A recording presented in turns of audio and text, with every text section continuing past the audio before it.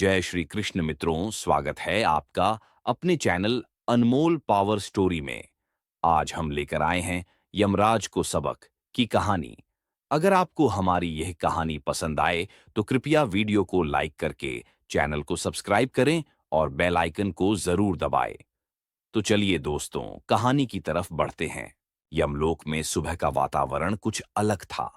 अमूमन जहां चारों तरफ गंभीरता और अनुशासन की सख्ती दिखाई देती थी, वहां आज हल्की गहमागहमी और शांति दोनों का अजीब सा मेल हो रहा था। कारण था चित्रगुप्त की छुट्टी। मैं पिछले 5,000 वर्षों से बिना छुट्टी के काम कर रहा हूं, महाराज। चित्रगुप्त ने सिर झुकाकर यमराज से कहा था। अब जरा कैलाश पर्वत की तरफ जाना है। शिव भक्तों के साथ 7 दिवसीय ध्यान में शामिल होना चाहता हूं। यमराज ने भारी भरकम गदा जमीन पर टेकते हुए गंभीरता से सिर हिलाया। ठीक है चित्रगुप्त, तुम जाओ, परंतु ध्यान रहे, तुम्हारे जाने के बाद जो भी जिम्मेदारियां हैं उनका निर्वहन मुझे करना होगा, और मैं अपनी ड्यूटी से पीछे नहीं हटता। चित्रगुप्त मुस्कुराए। महाराज, आप तो स्वयं धर्मराज हैं, आपको क्या कठिनाई होगी? और वे हाथ जोड़कर वहां से विदा हो गए। लेकिन यहीं से यमराज के लिए संकट की शुरुआत हो गई। पहले दिन ही जब स्वर्ग और नरक के दरवाजे पर आत्माओं की लंबी कतार लगी, तो यमराज को आभास हुआ कि चित्रगुप्त का काम उतना आसान नहीं है जितना उन्होंने समझा था।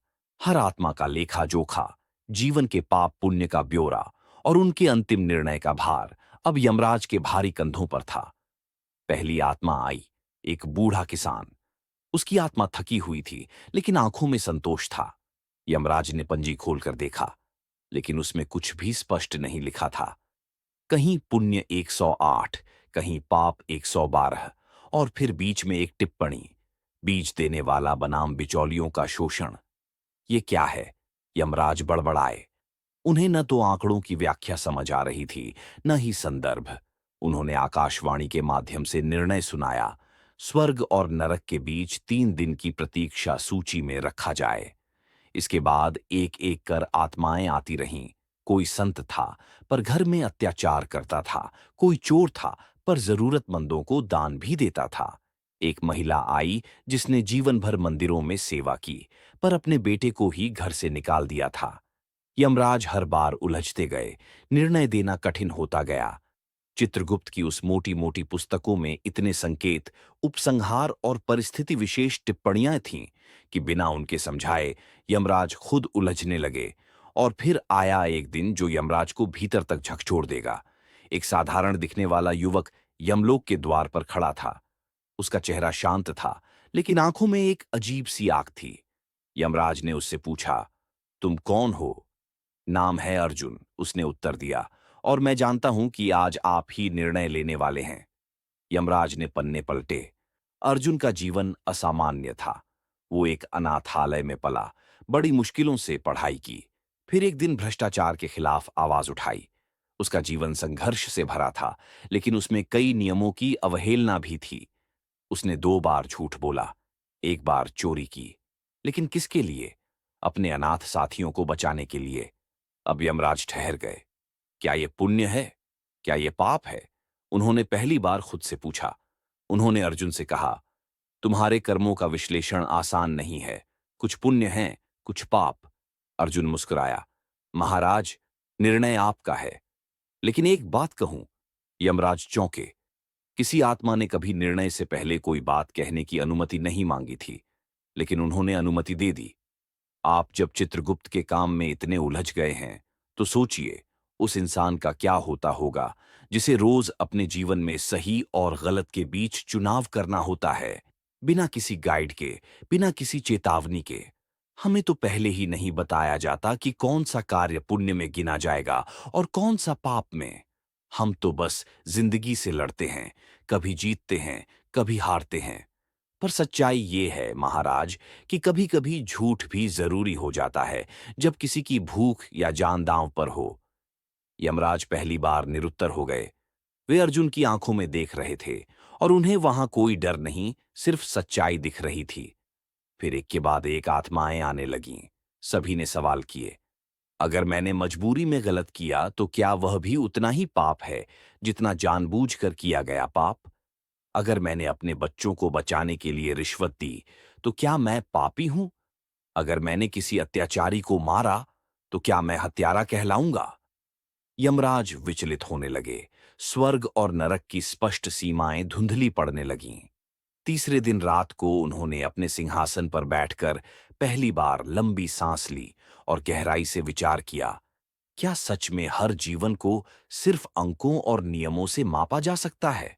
सातवें दिन चित्रगुप्त लौट आए। चेहरे पर मुस्कान थी, ध्यान से ताजगी आई थी। महाराज, सब कुशल तो रहा? यमराज ने भारी स्वर में कहा। चित्रगुप्त, तुम्हारे काम को मैंने कभी इतना गंभीर नहीं समझा था, लेकिन अब समझ में आया कि इंसानों के कर्मों का लेखा सिर्फ पन्नों में नहीं, उनके इरादों में भी छिपा होता है। चित्रगुप्त ने सिर झुकाया। धन्यवाद महाराज, परंतु यही तो कारण है कि निर्णय सिर्फ आंकड़ों से नहीं, समझ और संवेदना से भी लिए जाते हैं। उस दिन यमराज ने अपने गधे को जमीन पर रखा और कहा, अब मैं भी कुछ सीखना चाहता हूं, न केवल नियमों का पालन बल्कि उनके पीछे का कारण। और तभी एक नई व्यवस्था शुरू हुई, जहां आत्मा के साथ संवाद कर निर्णय लिया जाता, जहां हर जीवन की कहानी सुनी जाती और जहां धर्म सिर्फ नियम नहीं बल्कि समझदारी भी बन गया। यमराज को सबक मिल चुका था। हर पाप को पाप और हर पुण्य को पुण्य कहना उतना सरल नहीं जितना चित्रगुप्त की किताबें बताती थीं। जीवन की परतें गहरी हैं और हर आत्मा एक कहानी है, बस जरूरत है उसे सुनने की। और शायद यही पहला दिन था जब यमलोक में एक हल्की सी करुणा की किरण भी फूटी थी। छठे दिन की रात थी। यमलोक की रजिस्ट्री अभी भी उलझी हुई थी। चित्रगुप्त के लौट आने के बावजूद अब यमराज खुद ही हर आत्मा की समीक्षा करना चाहते थे, मानवीय दृष्टिकोण से, नई समझ के साथ। तभी एक नई आत्मा सूची में दर्ज हुई। राकेश शर्मा, आयु 42 वर्ष, मृत्यु सड़क दुर्घटना। यमदूतों ने तुरंत आदेश पालन किया। राकेश की आत्मा को धरती से उठा लिया गया और यमलोक ले आया गया। लेकिन जैसे ही आत्मा यमलोक के प्रवेश द्वार पर आई, वह आंखें फाड़कर देखने लगी। ये कौन सा अस्पताल है भाई? ये आईसीयू कैसा दिखता है? यमदूतों ने एक दूसरे की ओर देखा, फिर बोले, तू अब धरती पर नहीं, यमलोक में है। तेरा देहांत हो चुका है। क्या? कौन सा देहांत? अभी तो मेरी बाइक भी स्टार्ट नहीं हुई थी। एक्सीडेंट कैसे हो गया? हंगामा शुरू हो गया। राकेश जोर जोर से चिल्लाने लगा, मुझे वापस भेजो, मेरी बीवी अकेली है घर पे, ईएमआई बाकी है, फ्रिज में आधा दूध पड़ा है। शोर इतना हुआ कि यमराज खुद सिंहासन से उठकर आए। उन्होंने राकेश को घूरा और भारी आवाज में पूछा, तुम्हारा नाम? राकेश शर्मा, उम्र 42। मैं अभी पूरी तरह स्वस्थ हूं। मॉर्निंग वॉक से लौट रहा था जब आपने ये पगला सा दूत भेज दिया। यमराज ने चित्रगुप्त को बुलाया। चित्रगुप्त ने पन्ने पलटे और माथा पकड़ लिया। हे यमदेव, बड़ी भयंकर गलती हो गई है, चित्रगुप्त ने सिर झुकाते हुए कहा। राकेश शर्मा की मृत्यु नहीं होनी थी। असली मृतक का नाम था रमाकांत शर्मा। वही गली, वही उम्र, लेकिन 1 किलोमीटर दूर। डेटा एंट्री में रा और शर्मा मैच हो गया, बाकी सिस्टम ने मान लिया। यमराज का चेहरा शर्म से लाल हो गया। अब क्या करें? उन्होंने पूछा। चित्रगुप्त बोला, जब तक राकेश की आत्मा उसके शरीर में नहीं लौटती, तब तक वह पृथ्वी पर मरा ही माना जाएगा। और अगर देर हुई तो उसका शरीर अब वापसी स्वीकार नहीं करेगा। राकेश ने दोनों हाथ जोड़ लिए। मुझे मेरी बीवी के पास वापस भेज दो महाराज। उसने आज छोले बनाए होंगे। मैं व्रत पर हूं। और हां, नेटफ्लिक्स का सब्सक्रिप्शन भी आज रिन्यू होना है। यमराज पहली बार विचलित दिखाई दिए।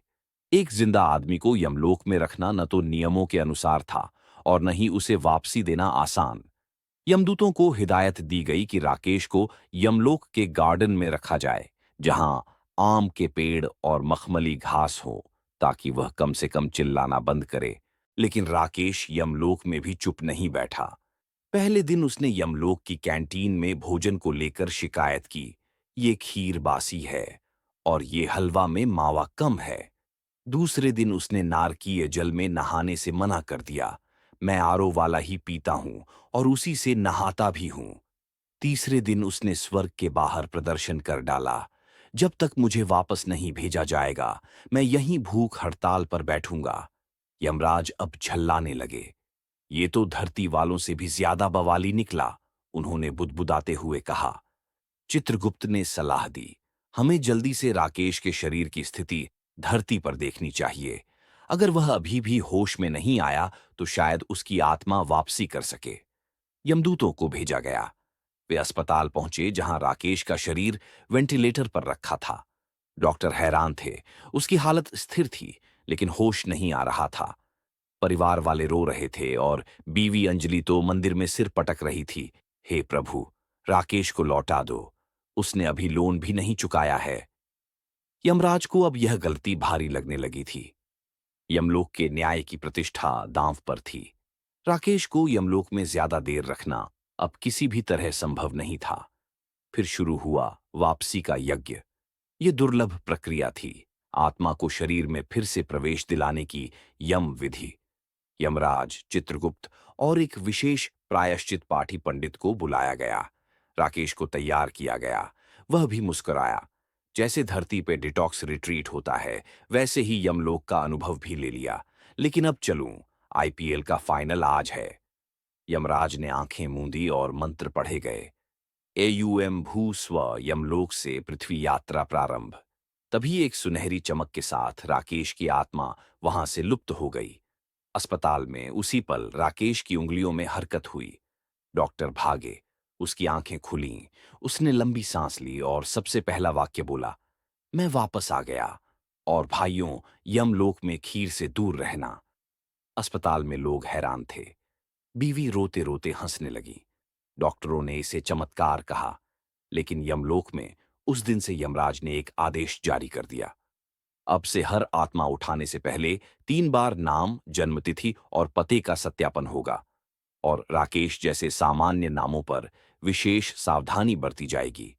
और तब पहली बार यमराज ने खुद के लिए एक पंक्ति लिखवाई यमलोक के द्वार पर। गलती सभी से होती है, पर जो उससे सीखे वही यमराज कहलाता है। यमराज को उम्मीद थी कि गलती सुधार ली गई। आत्मा वापस शरीर में चली गई और अब यमलोक दोबारा अपनी गंभीर, अनुशासित लय में लौट आएगा। लेकिन राकेश, जिसे शरीर में लौट जाना था, एक छोटी सी गड़बड़ी के कारण आधा लौट सका। आत्मा का एक अंश यमलोक में ही रह गया। चित्रगुप्त ने दबी आवाज में बताया, महाराज, लगता है यज्ञ के समय आत्मा के विसर्जन मंत्र में स्वाहा के स्थान पर स्वाधा बोल दिया गया था। स्वाधा? मतलब क्या है इसका? यमराज गरज पड़े। मतलब आत्मा का स्वादिष्ट अंश यमलोक में फंस गया है। चित्रगुप्त ने माथा पकड़ लिया और वही हुआ। राकेश का स्वादा अंश यमलोक में घूमता फिरता एक पूरा बवाल बन गया। शुरुआत नरक के रजिस्ट्रेशन विभाग से हुई। राकेश वहां घुस गया और पूछने लगा, भाई, लाइन कहां लगानी है अगर किसी को गलती से भेज दिया गया हो? मुझे एक एफआईआर करनी है। यमदूत परेशान होकर बोले, तू जा चुका था ना, अब फिर क्या लेने आया है? राकेश हंसने लगा। लगता है मेरा आधार लिंक नहीं हुआ ठीक से। डाटा क्लाउड में कुछ रह गया है। फिर वह चला गया स्वर्ग के दरवाजे पर। वहां अप्सराओं को देख मुस्कुराकर बोला, मैम, एक चाय मिल जाए तो क्या ही बात है। वैसे ये स्वर्ग क्लब में डीजे नाइट भी होती है क्या? नंदी को जब खबर मिली कि यमलोक में कोई इंसान यमराज के गार्डन में स्विमिंग पूल बनवाने की बात कर रहा है, वह स्वयं वहां दौड़े चले आए। तुम कौन? नंदी की आवाज गूंजी। नाम तो सुन ही लिया होगा, राकेश। आधा धरती, आधा यमलोक, हाइब्रिड आत्मा कह सकते हैं। फिर वह मुस्कुराते हुए बोला, मैं सोच रहा हूं एक आवेदन डाल दूं, यमलोक टूरिज्म का ब्रांड एम्बेसडर बन जाऊं। नंदी का माथा घूम गया। उधर नारद मुनि कैलाश से संदेश लेकर आए। हे यमदेव, ये क्या खबर मिल रही है? यमलोक में कोई इंसान खुलेआम टिकटॉक वीडियो बना रहा है। यमराज ने सिर पीट लिया। उन्होंने तुरंत गार्ड्स भेजे, उसे पकड़ो, अब बहुत हो गया। लेकिन राकेश तो जैसे यमलोक का गूगल नक्शे बना बैठा था। उसने हर गली, हर विभाग को एक्सप्लोर कर लिया था। नरक में जाकर सजा पाए पापियों को ज्ञान दे रहा था। भाई, अगर आप पश्चाताप पत्र लिख दें तो शायद वाक्य कम हो जाए। स्वर्ग में जाकर अप्सराओं को एआई जनरेटेड शायरी सुना रहा था। तुम्हारी मुस्कान जैसे नरक की सजा में वाईफाई मिल जाए। यमराज ने गंभीर सभा बुलाई। सभी देवगण उपस्थित थे। इस राकेश नामक जीव ने यमलोक की मर्यादा को हल्का कर दिया है। अब इसका हल निकालना जरूरी है। लेकिन फिर चित्रगुप्त ने एक और नई बात बताई। महाराज, तकनीकी रूप से राकेश अब आत्मा नहीं है। वह केवल भावनात्मक अंश है जिसे नियमों से फू आ नहीं जा सकता। उसे भगाया नहीं जा सकता, न मारा जा सकता है। और वह लौटेगा भी नहीं, क्योंकि उसका मन लग गया है यहां। मतलब वह अब यमलोक का स्थायी बवाल है? यमराज ने हैरानी से पूछा। संक्षेप में, हां, चित्रगुप्त बोले। तभी राकेश सभा में खुद चला आया। अरे वाह, मीटिंग बेन मेरे। महाराज, आप खुद कहते हैं कि अब इंसानों को समझना है, तो मुझे स्थायी सलाहकार बना लो। मैं लोगों की मनोदशा और इच्छाओं का वास्तविक समय विश्लेषण कर सकता हूं। सभा में सन्नाटा छा गया। यमराज ने गहरी सांस ली और बोले, राकेश, अगर तू हमारे लिए इतना ही उपयोगी बनना चाहता है, तो एक काम कर। जो आत्माएं उलझन में हैं, जिनके कर्म पाप पुण्य के बीच अधर में लटकते हैं, तो उनसे बात कर और हमें बताओ कि वे किस ओर झुकती हैं। राकेश की आंखों में चमक आ गई। मतलब, इंटरव्यू लेना है। असल जिंदगी में कौन बनेगा स्वर्गपति? ठीक वही, यमराज बोले। अब तू निर्णय नहीं देगा, लेकिन तू हमें इंसानों की सोच समझाने में मदद करेगा। राकेश ने चश्मा ठीक किया। सौदा किया, लेकिन एक शर्त। यमलोक में एक कॉफी मशीन लगेगी और हलवा सेक्शन में कम से कम 2 बार चॉकलेट डालने की अनुमति चाहिए। और बस। यमलोक में पहली बार भावनात्मक सलाहकार की नियुक्ति हुई राकेश शर्मा। उस दिन से लेकर आज तक जब भी कोई आत्मा अपना सच लेकर यमलोक पहुंचती है, तो सबसे पहले राकेश उसका मन का इंटरव्यू लेता है। और यमराज, अब वे हर फैसले से पहले एक बात जरूर पूछते हैं। राकेश, तुम्हें क्या लगता है? यमलोक अब भी यमलोक है, पर अब वहां कभी कभी हंसी भी गूंजती है। राकेश के बवाल से अभी यमलोक उभरा भी नहीं था कि चित्रगुप्त ने फिर से चुपचाप दस्तावेज लेकर दरबार में प्रवेश किया। महाराज, उसने धीमे स्वर में कहा, एक और समस्या है। अब क्या हो गया? यमराज ने थके हुए स्वर में पूछा, जैसे उनकी आत्मा थक गई हो। जिस दिन राकेश को गलती से उठाया गया था, उसी दिन 3 और आत्माएं रह गई थीं, जिनकी मृत्यु हो चुकी है, लेकिन उनकी आत्मा अब भी धरती पर भटक रही है। रिकॉर्ड के अनुसार वे अब प्रेत बन रही हैं। तो उठाओ उन्हें, यमराज गरजे। महाराज, वे लोग अब मंदिरों में, अस्पतालों में और एक रियलिटी शो के सेट पर भटक रही है। और वहां हर बार कोई न कोई तांत्रिक या पुजारी बीच में आ जाता है। आपकी अनुमति के बिना अब और हस्तक्षेप नहीं किया जा सकता। यमराज उठ खड़े हुए। तो अब मैं खुद जाऊंगा। इतने युगों में पहली बार धरती पर पांव रखूंगा और देखूंगा कि इन इंसानों की दुनिया कितनी बदल गई है। और अगले ही क्षण एक बिजली सी कौंधी और यमराज अपना रूप बदलकर इंसानी वस्त्रों में एक ऊंची सजी संवरी मूंछों वाले सज्जन बनकर धरती पर उतर आए, दिल्ली के एक भीड़-भाड़ वाले मेट्रो स्टेशन में। ये कहाँ आ गया मैं? उन्होंने चारों ओर देखा। लोग मोबाइल में झुके हुए, कान में ईयरबड और आंखों पर चश्मे, किसी को किसी से मतलब नहीं। एक लड़का टकरा गया उनसे और बोला, ओ अंकल, रोड पे देख के चला करो ना। यमराज ने उसे घूरा। वह लड़का डर के मारे दौड़ गया। पहली बार यमराज को एहसास हुआ, धरती अब वो नहीं रही जो उन्होंने आखिरी बार देखी थी। यहाँ मर्यादा की जगह इंस्टाग्राम था, ज्ञान की जगह गूगल और संवाद की जगह रील्स चल रही थीं। एक मंदिर के पास पहुंचे तो देखा, पुजारी पूजा छोड़कर मोबाइल में डोमिनोज का ऑर्डर कर रहा था। हे नारायण, यमराज बुदबुदाए, यहां तो सब कुछ बदल चुका है। अचानक एक महिला दौड़ती हुई आई। बाबा, बाबा, आप ही हमारी सहायता कर सकते हैं। हमारे घर में प्रेत बाधा है। यमराज को पहले तो समझ ही नहीं आया। फिर उन्होंने गंभीर स्वर में कहा, कहाँ है प्रेत? मेरे बेटे में समा गया है। वो दिन भर मोबाइल में गेम खेलता है, रात में नींद में बोलता है, लेवल अप, लेवल अप। अब आप ही कुछ करिए। यमराज ने लड़के को देखा। वह एक कोने में बैठा पबजी खेल रहा था। ये तो प्रेत नहीं, यमराज बोले। ये तो तुम्हारे समय का असली देवता है, स्क्रीन देव। महिला हैरान। मतलब? मतलब प्रेत नहीं, ये तो आदत है, तुम्हारे ही दिए हुए हथियार से पलने वाली। फिर यमराज एक अस्पताल पहुंचे। वहां आईसीयू के बाहर लोग रो रहे थे। एक डॉक्टर बोला, लगता है आत्मा अभी फंसी हुई है, कोई तांत्रिक कुछ बता रहा था। यमराज ने कमरे में प्रवेश किया। वहां एक प्रेत जैसी छाया सचमुच भटक रही थी। हे आत्मा, तुझे यमलोक बुला रहा है। लेकिन तभी एक साधु आया। ठहरिए, मैंने अभी आत्मा से बात की है। वो कह रही है अभी उसका वाईफाई खत्म नहीं हुआ। यमराज ने माथा पीट लिया। फिर तीसरी आत्मा की तलाश में यमराज पहुंचे एक टीवी रियलिटी शो के सेट पर। वहां आत्मा लाइट्स के नीचे भटक रही थी। कैमरा पकड़ती, कभी जज के कुर्सी पर बैठ जाती, कभी माइक में गाना गाती। हे आत्मा, तू क्यों नहीं चलती यमलोक? यमराज ने पूछा। आत्मा बोली, मुझे लाइमलाइट पसंद आ गई है। पहली बार लोग मुझे देख रहे हैं, सराह रहे हैं। मैं अब टॉप 10 में आ सकती हूं। पर तू मरी हुई है। तो क्या आजकल रियलिटी शो में असली और नकली का फर्क कौन करता है? यमराज अब थक चुके थे। धरती पर आकर उन्हें समझ आया, यहां की मुसीबतें अलग नहीं, बहुत गहरी और भावनात्मक हो चुकी थीं। अब सिर्फ पुण्य और पाप से फैसले नहीं किए जा सकते, क्योंकि इंसानों ने अपनी नई दुनिया खुद बना ली थी, भ्रम और विकल्पों से भरी हुई।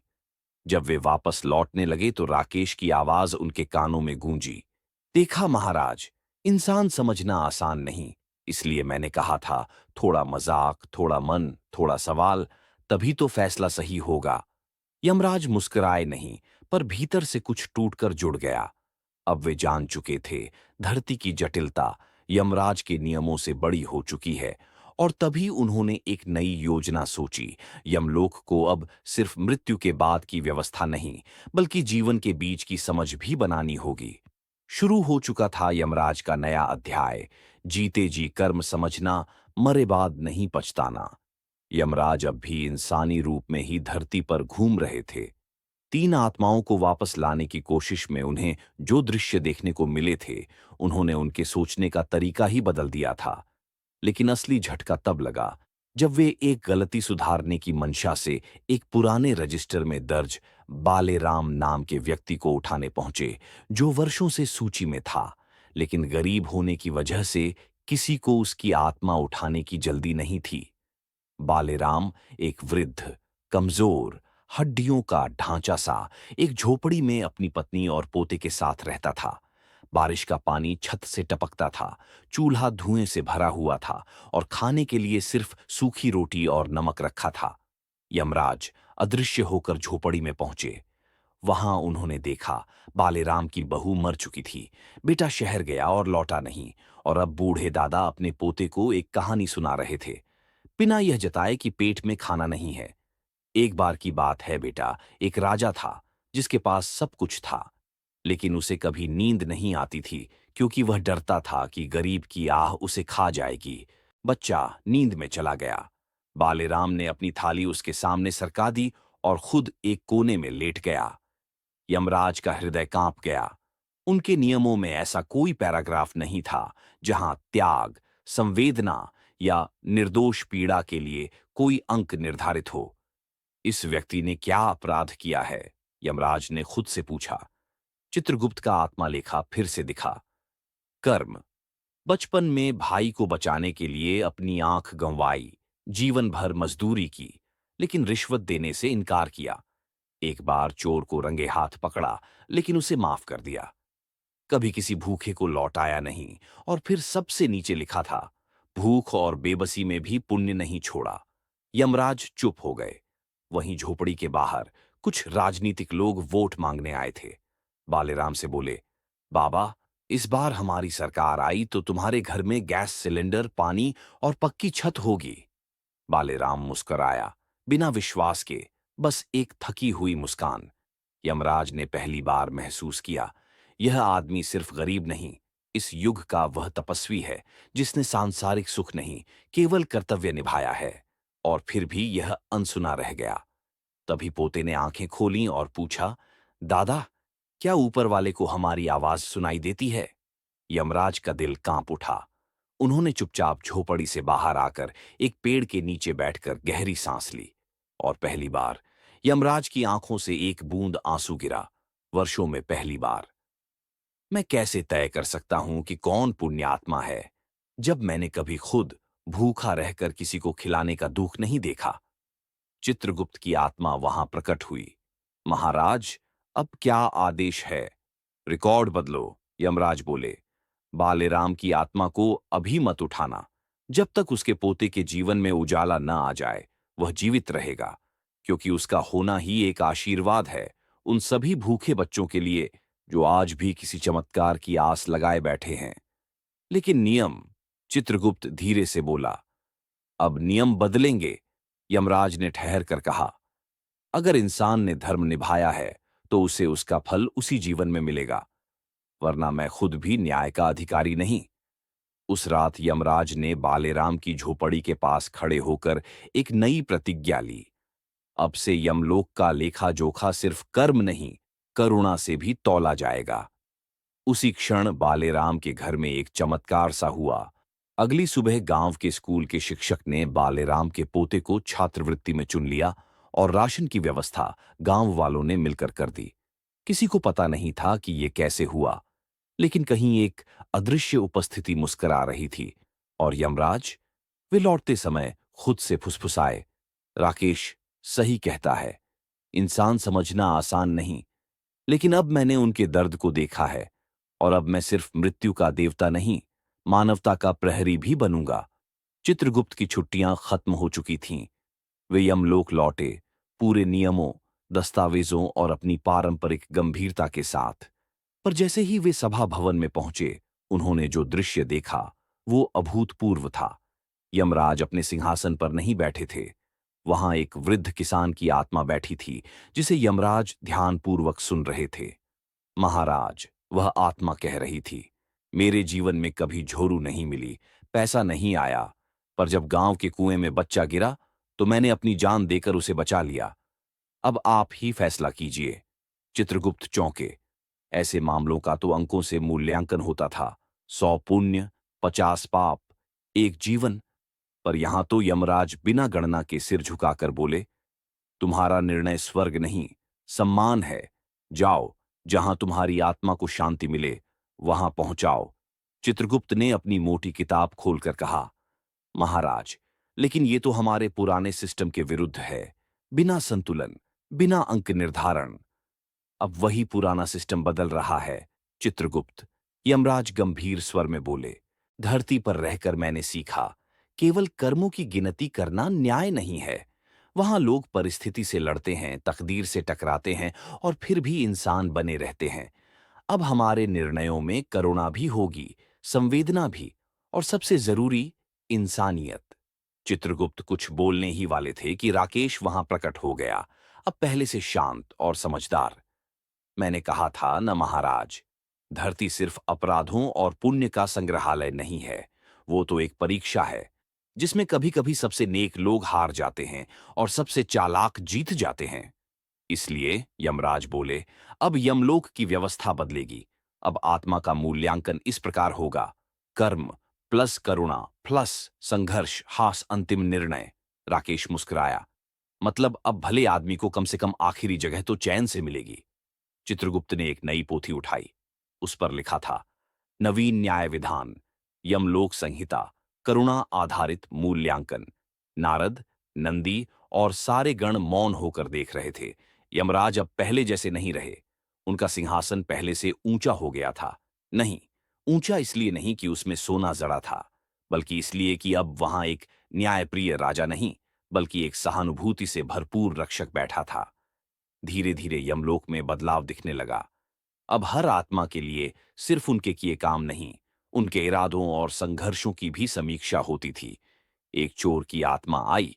पता चला उसने चोरी इसलिए की थी ताकि उसकी बीमार मां का इलाज हो सके। एक रानी की आत्मा आई। उसने बड़े दान किए थे, पर दिखावे के लिए। फैसले उलटे होने लगे और न्याय पहली बार हर आत्मा को सच में महसूस होने लगा। और फिर यमराज ने राकेश की आत्मा को सामने बुलाया। तू जिंदा था, फिर भी यहां आ गया, पर अब वापस जाना चाहता है क्या? राकेश कुछ पल चुप रहा, फिर बोला, नहीं महाराज, अब मेरी यात्रा पूरी हुई, लेकिन एक विनती है। क्या? मुझे यमलोक में ही एक काम दे दीजिए। मैं अब आत्माओं को जज नहीं करूंगा, पर उनकी कहानी सबसे पहले सुनूंगा, ताकि जब वो आपके सामने आए तो आप सिर्फ रिकॉर्ड नहीं, रूह की आवाज भी सुन सकें। यमराज ने पहली बार खुले दिल से मुस्कुराकर कहा, स्वीकृत है राकेश, अब तू यमलोक का पहला मानव प्रतिनिधि होगा। और उसी दिन यमलोक के मुख्य द्वार पर एक नया वाक्य उकेरा गया, यहां अब केवल कर्म नहीं, इंसानियत भी देखी जाती है। फरिश्ते भी मुस्कुराए और राक्षस भी सोच में पड़ गए। एक नई व्यवस्था जन्म ले चुकी थी, जहां इंसान की कीमत उसके दिल से तय होती थी, और यमराज अब सिर्फ मृत्यु के देवता नहीं, जीवन के न्यायाधीश बन चुके थे। क्योंकि अब यमलोक में तय हो गया था, इंसानियत से ऊपर कुछ नहीं। अगर आपको यह कहानी पसंद आई हो तो इसे लाइक और शेयर करें। हमारे चैनल अनमोल पावर स्टोरी को सब्सक्राइब करना ना भूलें और बेल आइकन को दबाएं, ताकि आपको हमारी सभी नई कहानियों की जानकारी मिल सके। धन्यवाद। फिर मिलेंगे एक नई रोचक कहानी के साथ। जय श्री कृष्णा।